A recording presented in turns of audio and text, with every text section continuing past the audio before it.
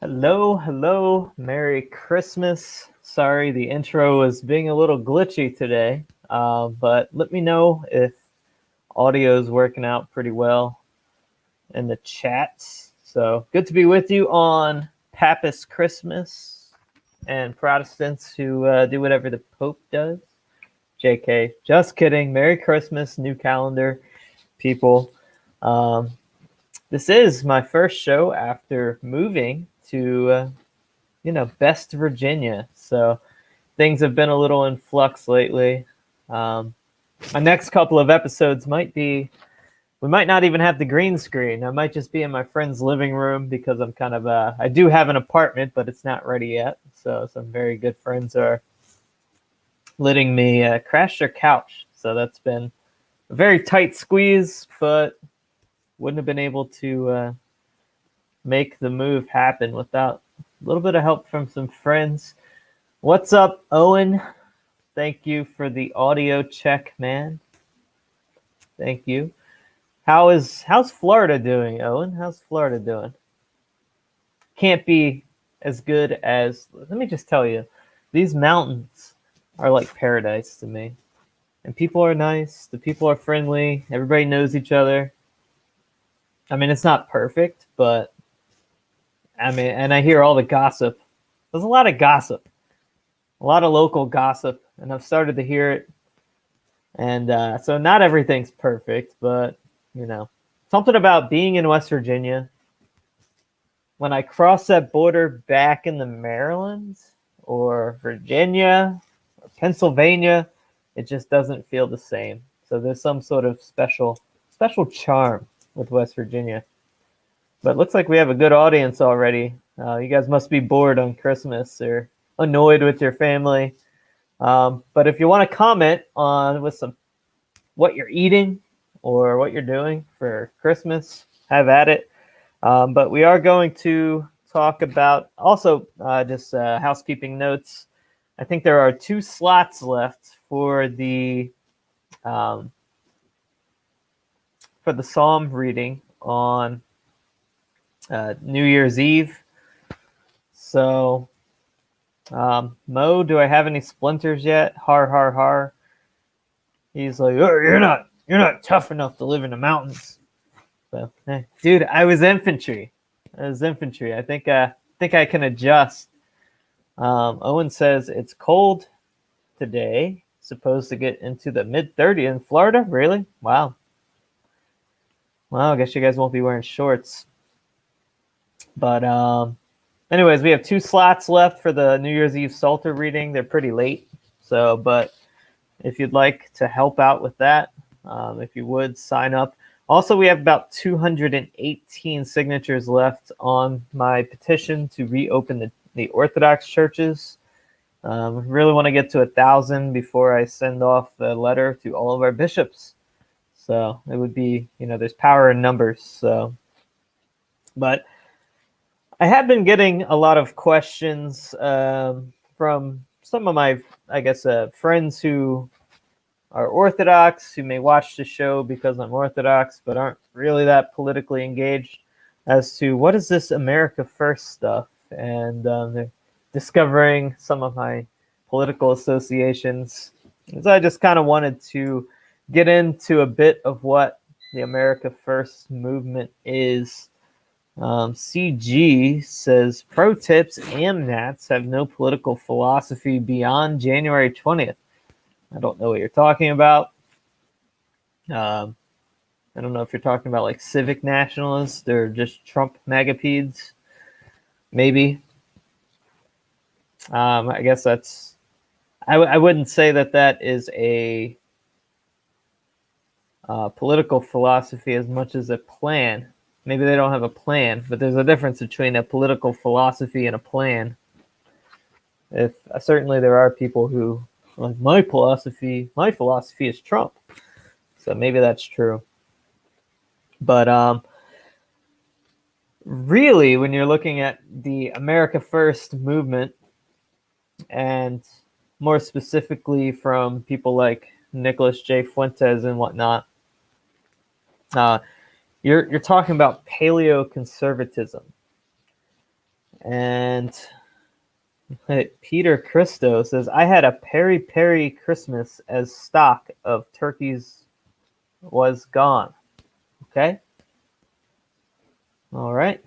This isn't even Christmas for me. This is like Christmas 1, where I spend with family, and then on January 7th I'll go to Christmas liturgy. So for Russian Christmas. Anyways, back to paleo-conservative. So what does that mean? The Groyper movement, the America First movement, is really like a rediscovery of a political philosophy from people like Pat Buchanan. But if you Google what paleo-conservative is, Google will give you, the Google definition says a person who advocates old or traditional forms of conservatism and extremely right-wing conservative. Obviously a not the best definition, but if Wikipedia has it a little bit better, actually. A political philosophy and a variety of conservatism in the U.S., stressing American nationalism, Christian ethics, regionalism, and trad conservatism. But what I would say, you could break down the America First movement into 3 main categories of importance, or 3 bullet points that really make it what it is. Let's see. The Rouhanian, they'll give all kinds of pejoratives to the label of paleo-conservatism. Yeah, I mean, you have liberals and people, they call Pat Buchanan a white supremacist and all that crap. Caramasio, I know nothing about paleo-conservatism. I'm sure it is better than neoconservatism. Well, we'll get into some of the differences today. But I would start by recommending, usually I do book suggestions at the end of the show, but I think if you really want to understand this American kind of emanation of paleo-conservatism, The Death of the West by Pat Buchanan is probably the most simple and coherent kind of summary of what it is. But to me, there's 3 important parts to it. 1 is nationalism. 2, isolationism, and 3, traditionalism. So the America First paleo-conservatism is a combination of these 3 things. With nationalism, we did see a little bit of that with Donald Trump. Things like immigration restrictionism. Of course, Trump's emphasis was more on restricting illegal immigration and capping H1b visas. We did not see too much of, during his first term anyways, we didn't see that much about the restricting of legal immigration. CG says it's basically intro-level WNism. I don't think so. Mostly because, well, that's a discussion for another day. Honestly, that's a whole nother episode. We can compare that, but whatever. Wignats are going to Wignat. Certainly, paleo-conservatism is going to oppose forced demographic change, but whatever. Counter-signalers are going to counter-signal. Whatever.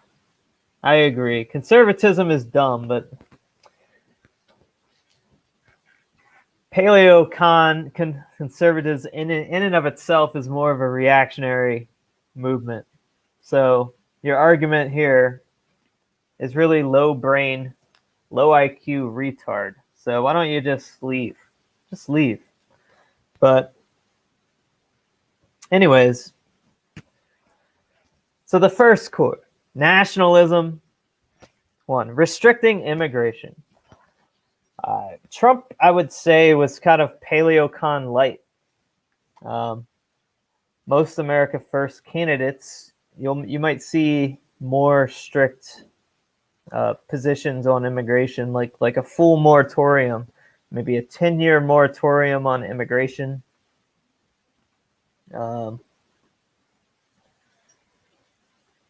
Let's see. Hang on, I had to clean the chat up. I don't like that guy. That guy pisses me off. Counter signaling this stuff is really annoying. So it's like, oh well, they can't get out of their own way. I just don't see how it's helpful. But whatever. Anyways, 10-year moratorium on immigration. There are various ways to argue why immigration should be restricted. Some people you will see making demographic arguments. So, yeah, M. Rossi, reactionary traditionalism for the win, the ultimate paleo-conservatism. That's true. Very true. But you can have people like CG coming on. It's just weak. They're just not ready to be white nationalists yet. Yeah, well, there are several problems with, several flaws with white nationalism as a theory. So, but anyways, for restricting immigration, there are several arguments to make. There are demographic arguments, cultural arguments, the electoral effect, which you will see people like Nick Fuentes make all the time. For instance, 9 out of 10 immigrants, once they're able to vote, they vote Democrat, they vote for socialism, they vote for things that are opposed to conservative values. And Saint I can't say your saint's name, but Britt, hello Britt. Conservatism has effectively died in the West due to subversive tactics such as cuckery among the GOP. Even tradcons are starting to subtly liberalize. Also, your festive Christmas sweater is great. Thank you, Britt. Thank you. No, you're right, which is why I don't understand why people come on here counter-signaling America First when we're basically the most effective dissident right-wing movement out there. So M. Rossi, I was a big Wignat for decades. Ultimately, it is retarded. You can love your people and not be Wignatarded. Agreed. Agreed. There's just so much that they're not willing to account for in their logical inconsistencies. And, you know, if you're trying to talk to the general populace and win them over to your ideas, these are people that have been socially conditioned for decades to oppose certain things immediately. And so if you're trying to broaden the conversation, you have to do it incrementally in a way that doesn't just immediately get shut down by their internalized defenses. And Wignats don't understand that. They just don't get it.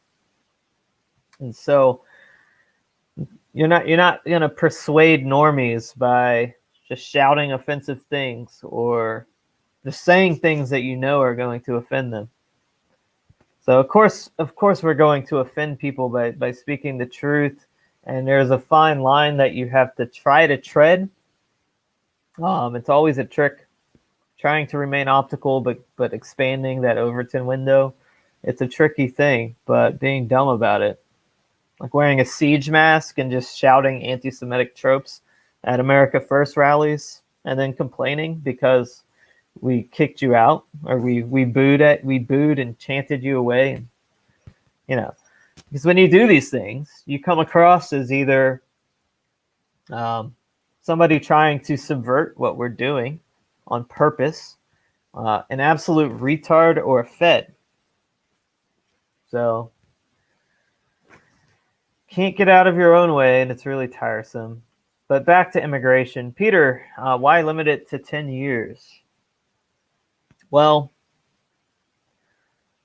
so not everyone, I mean, frankly, I would like to limit it indefinitely. I'm not opposed to but really, I'm not opposed to a immigration in principle.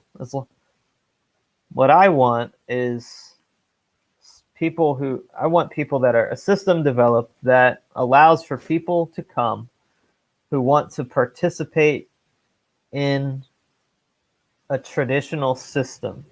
So I want to build a traditionalist society, and I want people to come here who want to participate in that from places who would be maybe more receptive and conforming.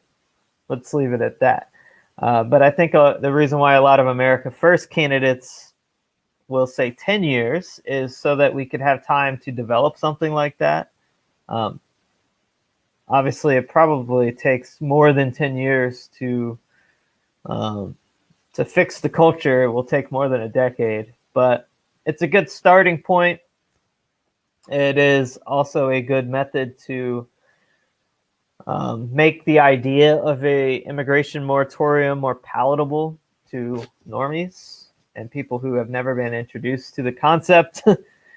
So yeah. But enough about immigration. What I would say is a good. Let me pull up a. If you really want to get some arguments, I'm pulling up a resource to drop in the chats. Center for Immigration Studies. Now, everybody wants data to back your arguments, but Center for Immigration Studies is a good resource to get data from. Let me put that in the chats, in the comments. So if you're looking for a good resource with data, go there. But of course, another thing people emphasize is the H1b visas, right? So bringing people over to replace American workers on the cheap, that's a big problem.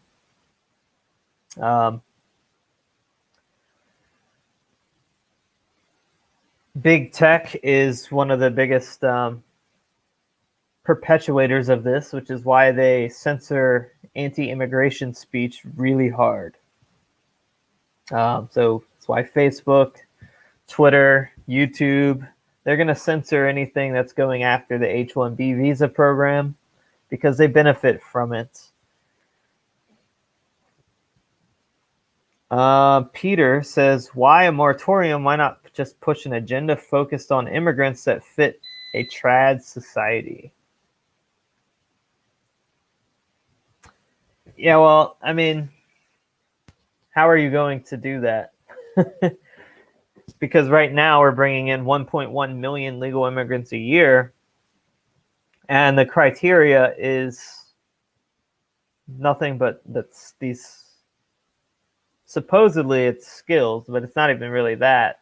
The main criteria is they're bringing over people who are basically replacing Americans for less money, and that's the criteria. If the corporations and elites can benefit from it, that's who gets to come here. So why a moratorium? Well, because we want to basically turn the spigot off. And for one, we don't have a trad society. And so how are we going to push an agenda to bring people over here that are to fit a trad society that we don't have? So we're trying to basically save us, because at the current rate that we're going, electorally, we're destroying our country. With 9 out of all of these places that you see that have high immigration rates, like California and even recently Virginia, they've gone blue because of demographic change.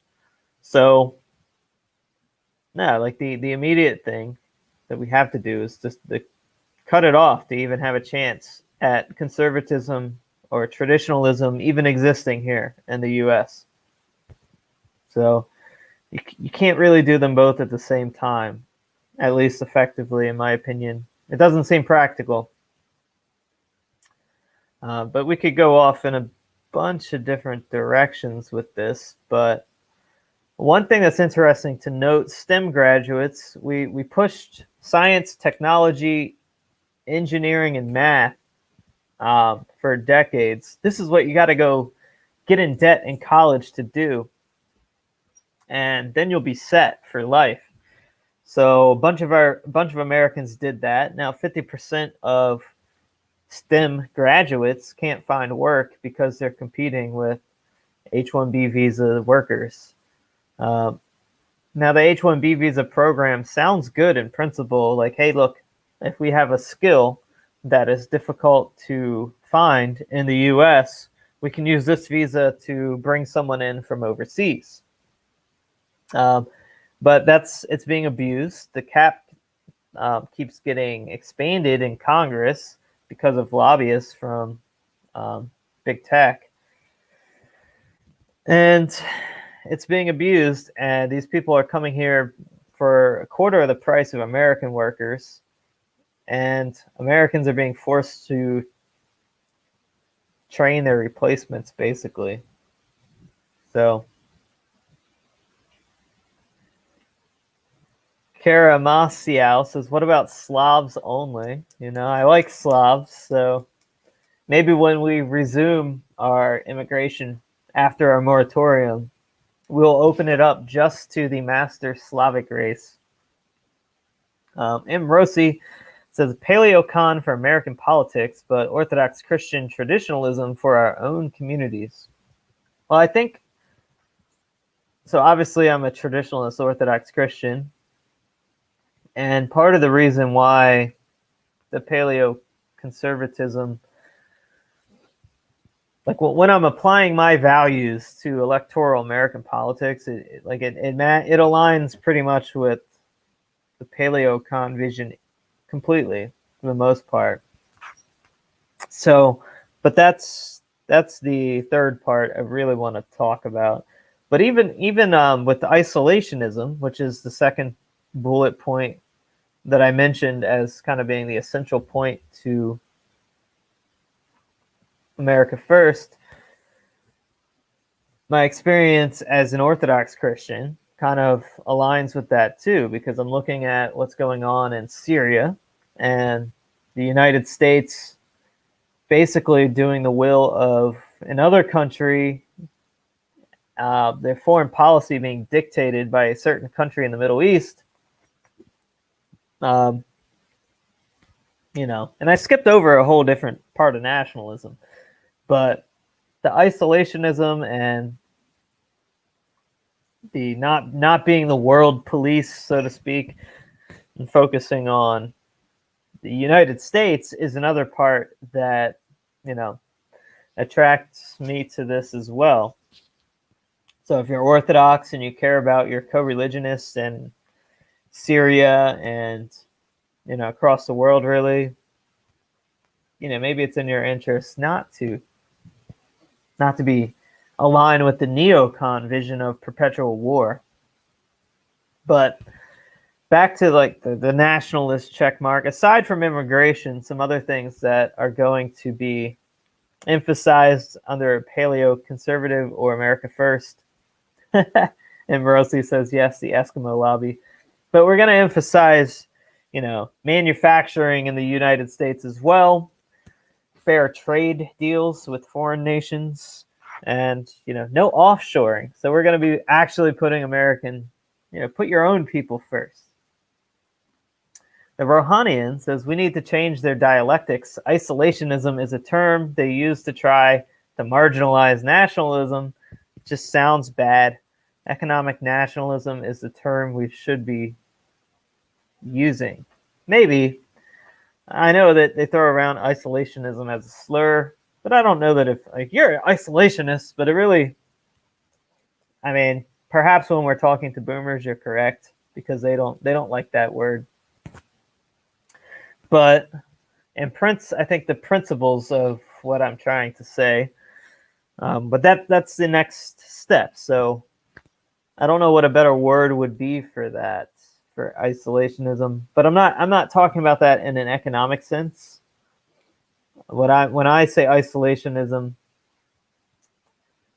I am referencing foreign policy. So you are correct, at least with the fair trade stuff, because we want fair trade instead of free trade. So it is kind of nationalized economics. But when I think isolationism, I'm thinking foreign policy. And to me, that means ending the forever wars and the constant regime change, strength through peace, which this is all stuff that Trump ran on, right? I would take it further. I would say let's end all foreign aid. Yeah, like non-interventionism, exactly. And yes, they are going to demonize any term we use, so we just have to stop caring. I mean, optics are a thing, right? But to an extent, you have to be optical but have strength at the same time.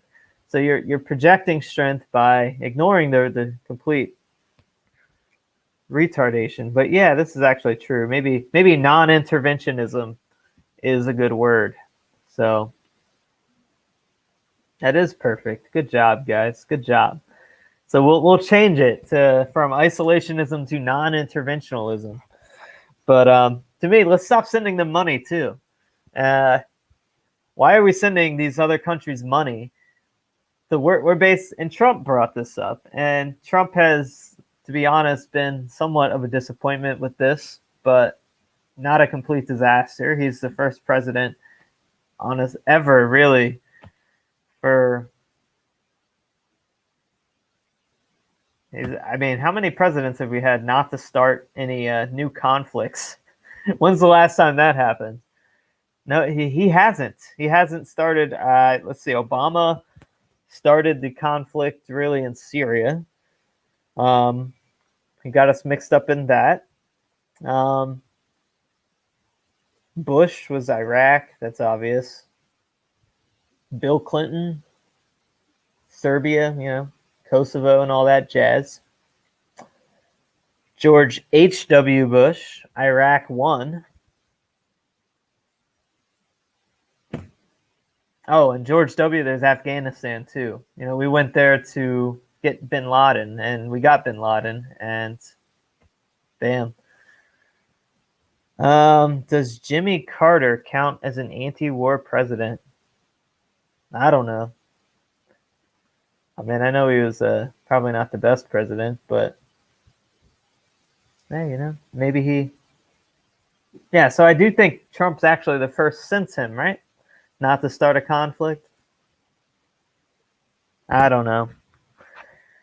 Anyways, our good friends, the Groypers, they seem to notice a certain country in the Middle East has a heavy influence on our foreign policy involvement.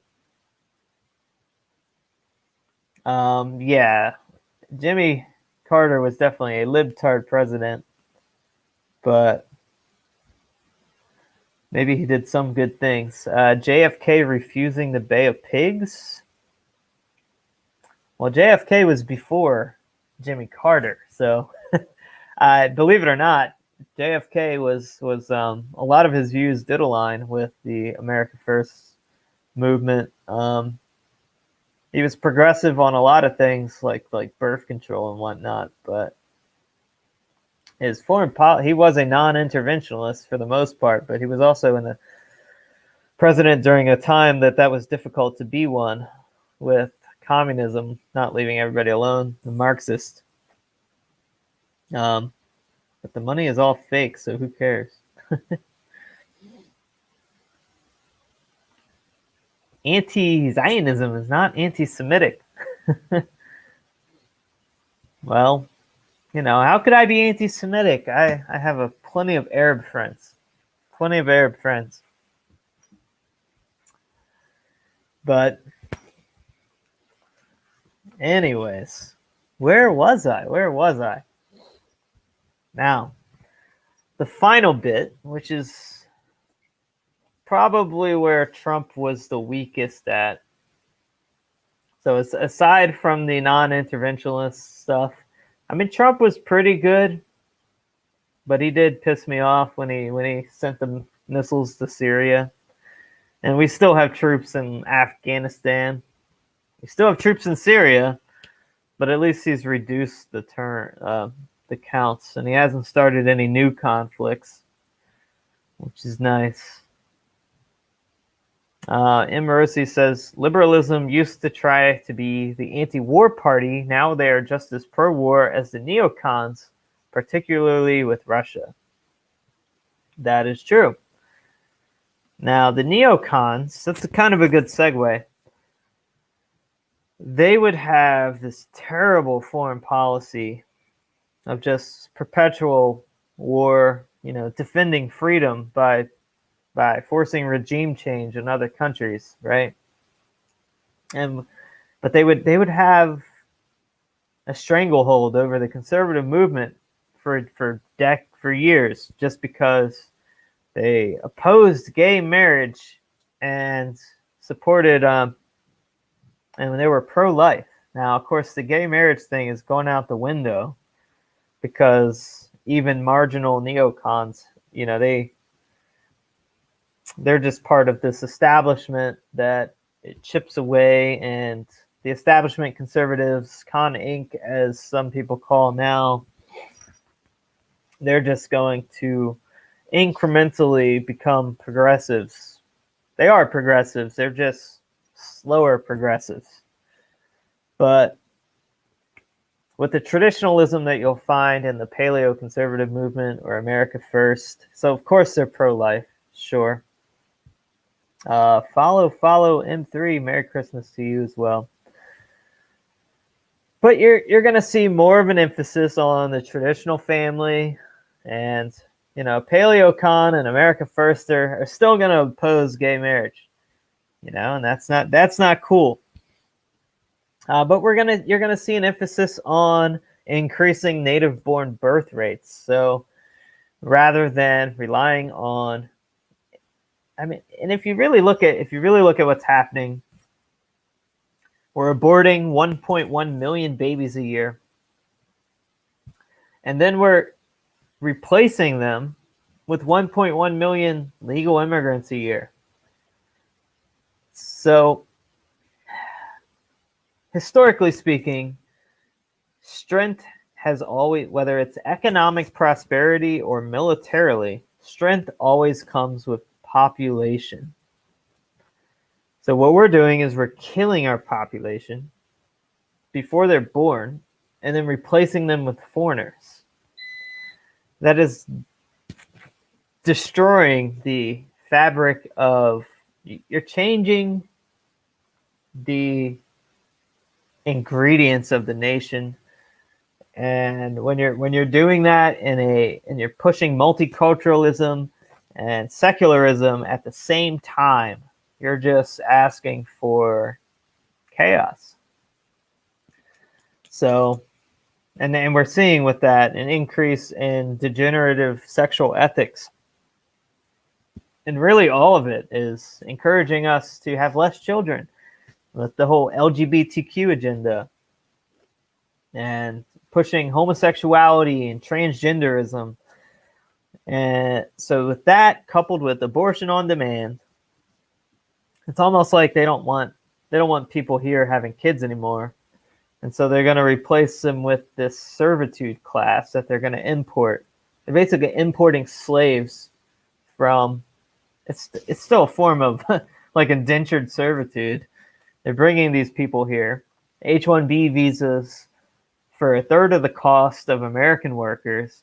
They can't leave because if they quit their job, they're going to get deported and go back home. So these people are being abused too. Not to say that, oh, the immigrants are the real victims, but it's true.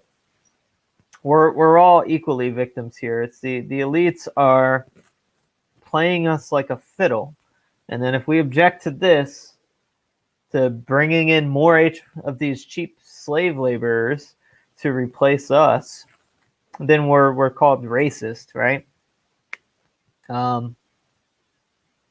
Yeah. As long as they came legally, right? Christ hating incel. No, man. Like, seriously, who cares how they got here? The effect is the same. And we're bringing in people who are voting, like California actually voted for Reagan. Well, what happened since Ronald Reagan? And yeah, what a name. Yeah, maybe you should change your name, Christ hating. And so we love Christ on this program. But anyways, so paleo cons, we're obviously going to oppose the alphabet soup stuff. We're even going to oppose no fault divorce. We're going to support the ban porn movement. All of these things that break down the very foundation of society, which is the family, we are going to oppose. And we might support things that increase the family, that build the family up, like what Hungary does with, they're actually incentivizing the population to get married and have children. And so we do have a tax break we kind of have a passive incentive via a tax break to get married and have kids, but that's not really going to be effective. But especially when we have a welfare system that encourages women to be single and have children, and then if they get married, they lose their benefits. So that's not, the incentives to not be married are higher currently than the incentives to be married. So, yeah, let's see. Louis Gonzalez says our elites are dumb. They have retarded foreign policies, wanting to have strong ties with China, but wanting to invade countries within Chinese sphere of influence. Yeah, I don't know, man. Sometimes I think that there's probably some some sort of competing influences among the elites, and I don't know if they're complete morons or if they just seem to maybe there's some upper echelon rivalries going on there. But yeah, certainly there seems to be some contradictions in their behavior. And that's a bit of a white pill, to be honest, because instituting this whole Great Reset thing, they haven't been very good at it, to be honest. They have been extremely obvious. Their PR has been terrible. They say things that sabotage their own plans and make us, like for instance, with Bill Gates and the vaccine and his prior history of, with the vaccines in Africa, letting statements slip about his depopulation plans. All of these things are pretty bad PR. So they really aren't that smart. Klaus Schwab really isn't that convincing when he's trying to sell his Great Reset plan and his shareholder capitalism, as he likes to call it. They're not really that smart, but they are smart at the same. I don't know how to describe. They're obviously not. I don't know, dude. Peter Handelson, men can't make enough money to support their family because the labor market is saturated with women. It's also saturated with legal immigrants. But no, you're right. And after World War II, the labor market became saturated with female laborers. And then when the men came home, they went back to work. And the economy ended up adjusting to a dual income. And from that, you have a system where it's extremely difficult for a family to survive off of one income. But, so when you're a traditionalist, keep these things in mind when you're starting a family. Just remember, don't beat yourself up if you're a woman and you're watching and you're a man and you want to live a traditional life. Try and remember that we are operating within a system that is broken, and you just have to do what you have to do to take care of your family. And it's going to take time to fix it. And so first steps, don't expect to just be able to work your normal job and maybe do what you got to do. Don't feel down on yourself if your spouse has to work to make it work. You know what I mean? Andrew says, it's simple, really. Keep the country Western and Christian. Agreed.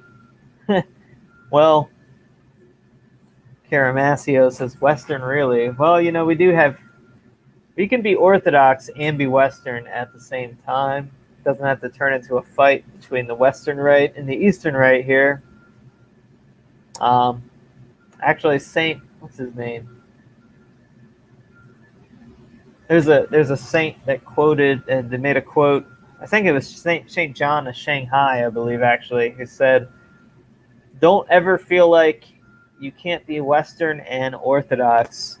So just remember, the West was Orthodox before it ever became Roman Catholic. So we were all one church for the first millennium, and so the Roman Rite is just as valid and pre-schismatic as the Eastern Rite was. So, Ambrosi, Western in the classical sense, encompasses both Russia and all the way to the British Isles. That's true. When you look at, even in Death of the West, Pat Buchanan talks about Russia as basically being and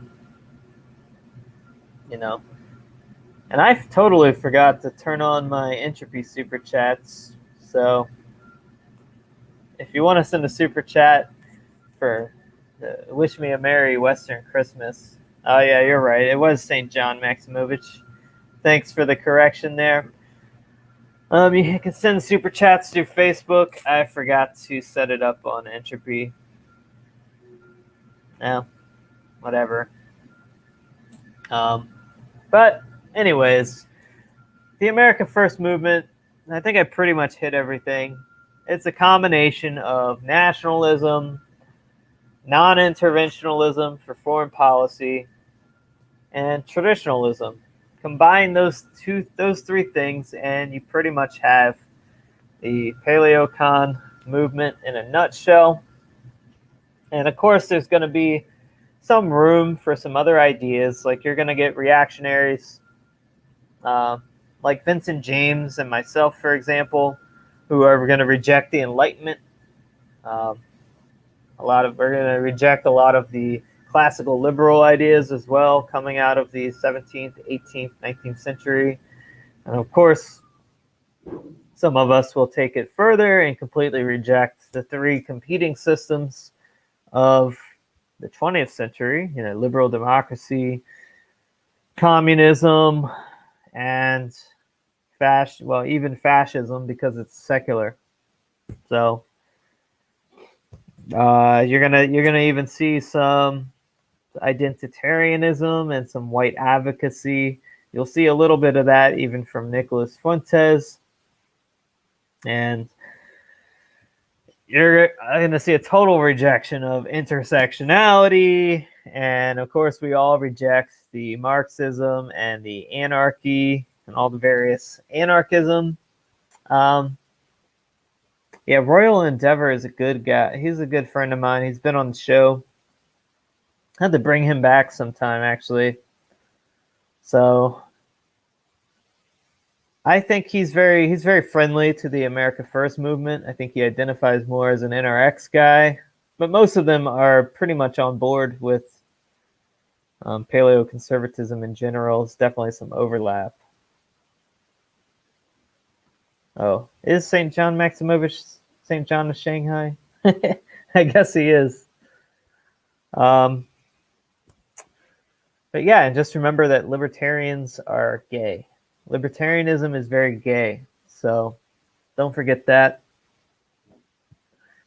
When we win, we are going to put libertarians in Guantanamo Bay with journalists and libtards. They're going to be in the re-education camp. And 2023, the end? I don't know. Anyways, hook me up with some Mary. I do have an apartment now that I have to move into in the beginning of January.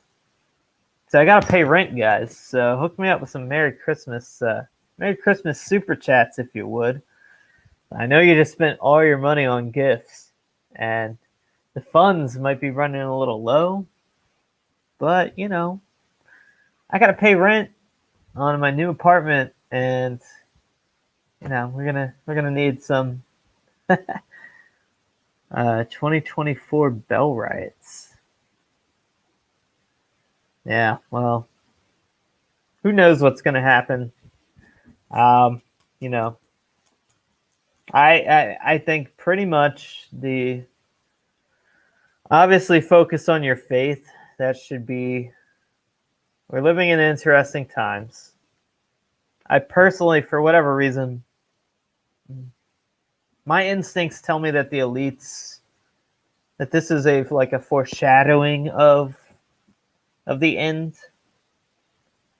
But I think that the globalist elites failed this time. I don't know why I feel like that, but I don't think that they're going to be successful. Mostly because of how clumsy they've been, especially with the rollouts of the vaccines, and they just seem clumsy to me. And I don't really see I don't see Klaus Schwab being recognized as some sort of globalist hero that's going to bring peace on Earth. I don't see that figure out there. So I don't know. Of course, things could change, but obviously focus on your spiritual life. That should be your main focus. Oh, well, thanks, Jack. I appreciate that.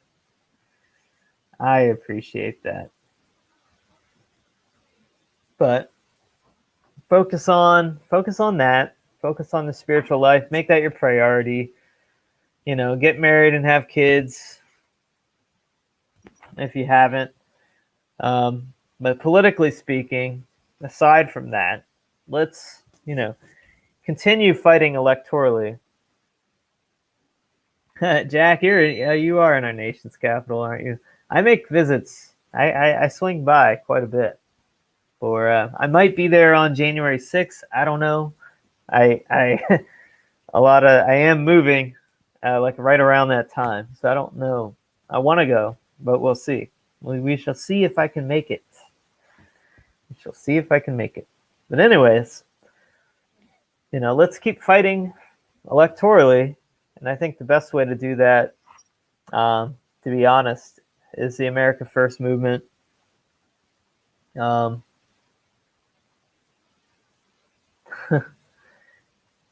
are you talking about, value? $9.99, whatever. Are you saying that he sent me the Mark of the Beast? Yeah, well. But at the same time as continuing to fight and not giving up on, saving our republic from complete collapse into this great reset and moral degeneracy and whatever the left has in store.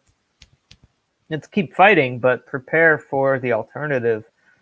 That we might be entering a dark winter. So let's some times of troubles may be upon us. And I think the best thing to do is to build some Christian communities, but let's not just hang ourselves out to dry and completely detach like the Amish. The left, our enemies, are not going to just let us, be like the Amish. They're not going to leave us alone. So we have to build real communities that have a little bit of teeth to us.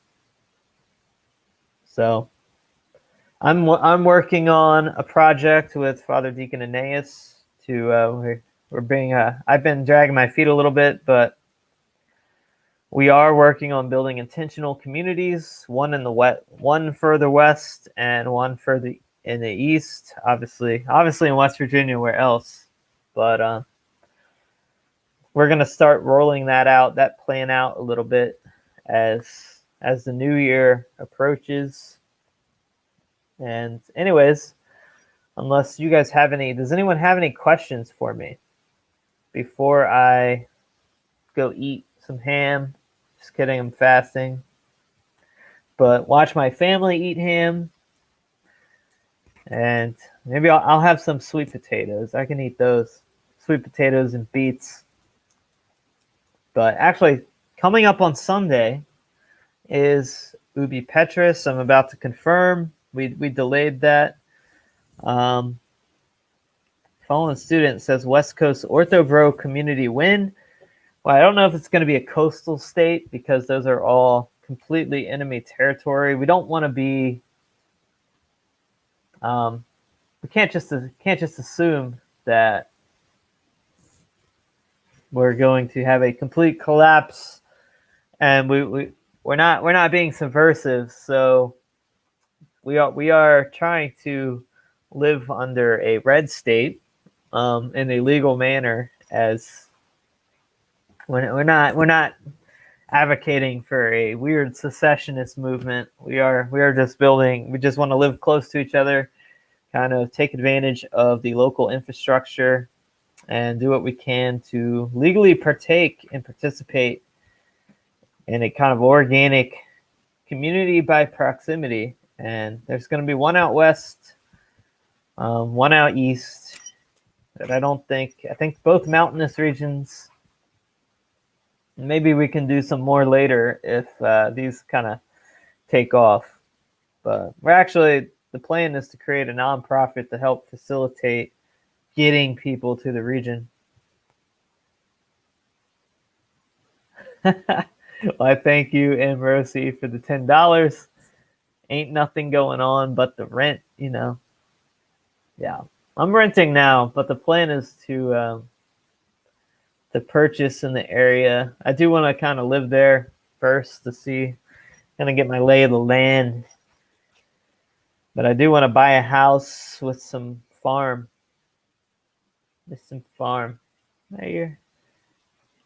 Yeah, the world is enemy territory. The world is not our home, which is why we should be focusing on, church. Focus on the spiritual life. But there are better places. Red states allow us to do things like own guns. Ohio's okay. Good farming, that's for sure. But it does flip quite a bit.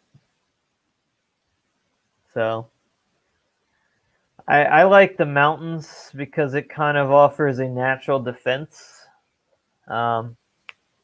against would-be people that want to do us harm.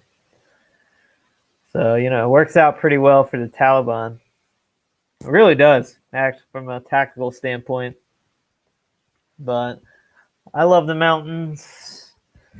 The people are good. The local culture they'll be friendly to us, I think. Getting kind of a feel for them. And I like what I see so far. Ohio, not the poo-poo. Midwest, I love Midwest. Um, but then you have Cleveland, and you have these Columbus, and you have these places that you still have to contend with. Whereas places like West Virginia, you don't even have any major metropolitans. But yeah, jobs are a thing, but we have to be innovative, build our own businesses. Um, farmland is always a thing. So there's jobs.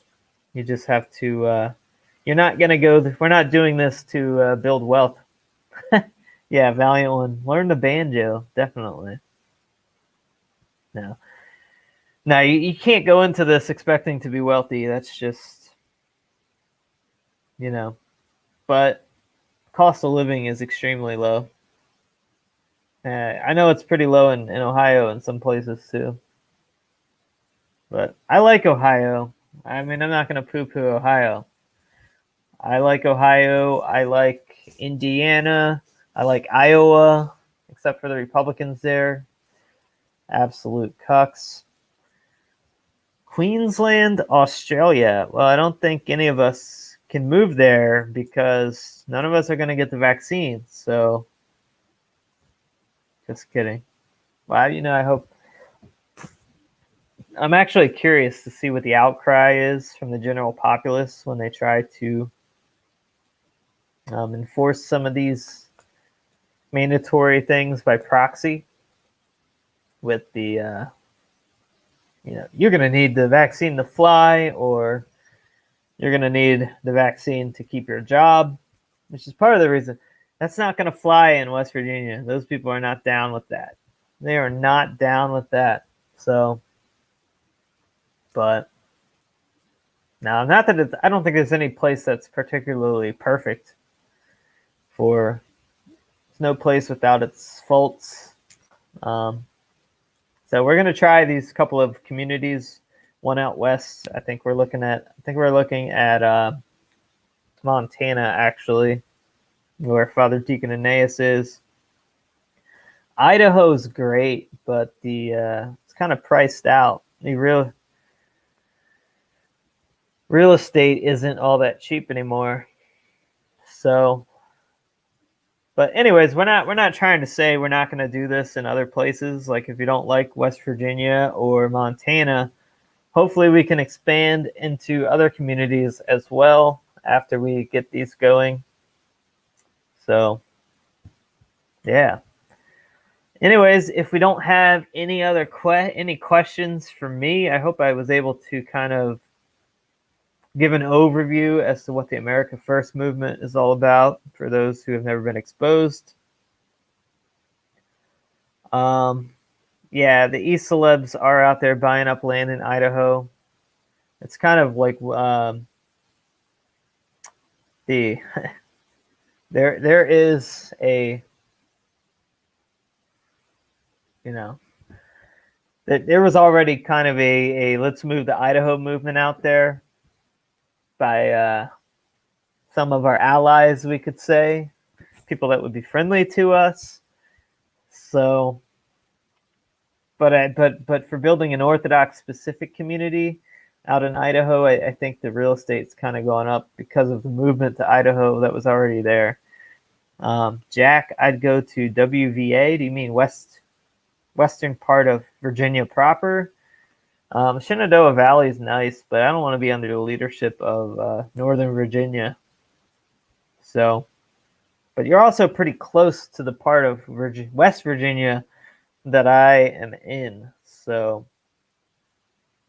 anyways, why fight it? Go to Chicago and set up camp. Yeah, okay. Well, Jack, West VA is pretty much really close to the part of West Virginia that I'm in. Similar culture. It's part of Appalachia. So, I mean, I still don't want to be ruled by people in Northern Virginia, which is why I went to. I really like it. I love that part. I love that part of Virginia, but Nothing like West Virginia. It's just paradise. Paradise. Paradise. I don't want to give too many clues as to where I am specifically, because I don't want anybody to get hurt. You know, we do have castle laws, but you know. Anyways, I hope to see you guys on Sunday evening. Thank you for watching on Western Christmas with me. I hope you are enjoying your time with your family. Many blessings to all of you. Don't take it for granted. Enjoy your time. Christ is born for your new calendar, folks. Glorify Him. And don't forget the reason for the season. Yes, Country Road, Take Me Home. I will see you Sunday evening around 5 p.m. I think I have scheduled. We're bringing on Ubi Petrus to talk about some Orthodoxy. So thank you very much, and we shall see you on Sunday.